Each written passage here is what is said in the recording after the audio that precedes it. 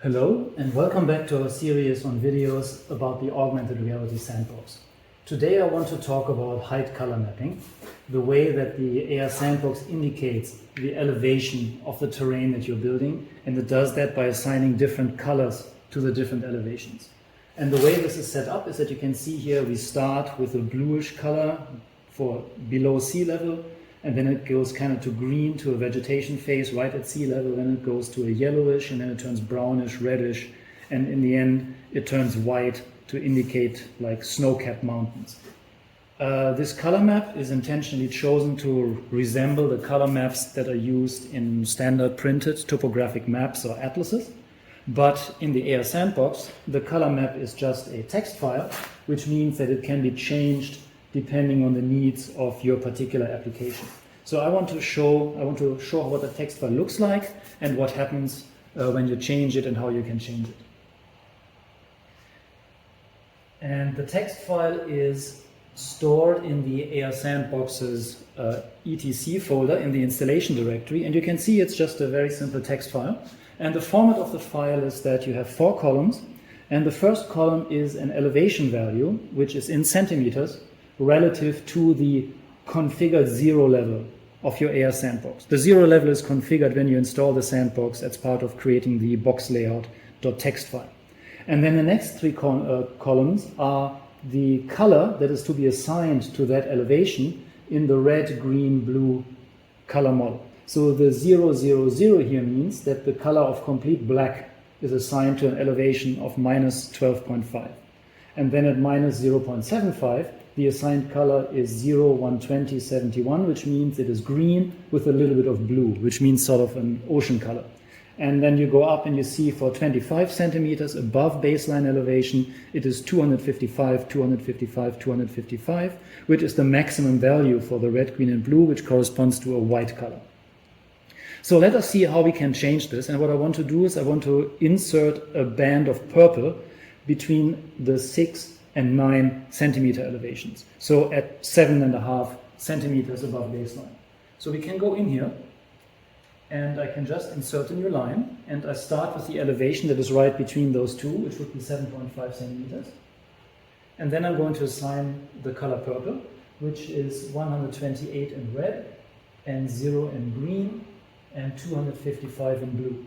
Okay, then we can save this file, and then if I restart the Sandbox, it's going to pick up the new file and going to show us the new elevation map. And here you see it. There's a band of purple at this elevation. Now what you notice is that the band of purple is rather washed out. It blends into the colors on either side of it, and that is because the AR Sandbox interpolates between the specific elevation values you give it in order to create this smooth gradient between colors at different elevations. So if you want to have a sharper demarcation line between the regular colors of the Sandbox and this purple band that I wanted to insert, we have to do a little bit more work, and I'm going to show you how that works. We are going back to the text file containing the color map, and so what we're going to do now is I'm temporarily getting rid of this purple color here, and instead I'm going to put in the color that the Sandbox would assign at the 7.5 centimeter mark if I didn't put in anything special.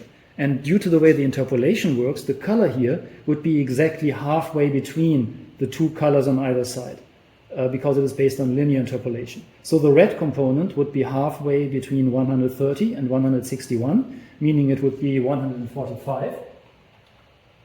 These are all integer values, so you have to round them. And then here between 30 and 67, it would be 48. And here between 0 and 30, it would be 15. Okay, so now we really haven't changed anything because this new line doesn't change the way it looks because it just replicates how the Sandbox would do the calculation here internally anyway. But now what we can do is we can duplicate this line and offset it a little bit. I can make it go, let's say, from 7.25 to 7.75 centimeters, which will now spread out the color a little bit in that range, but it will still look quite similar to what it was before. And now to insert a purple band, I will insert 2 more lines, and I will make them coincide with these 2 elevation values. So I'm going to put in another 7.25, and again I'm going to put in the color code for purple again. and then I can just copy that line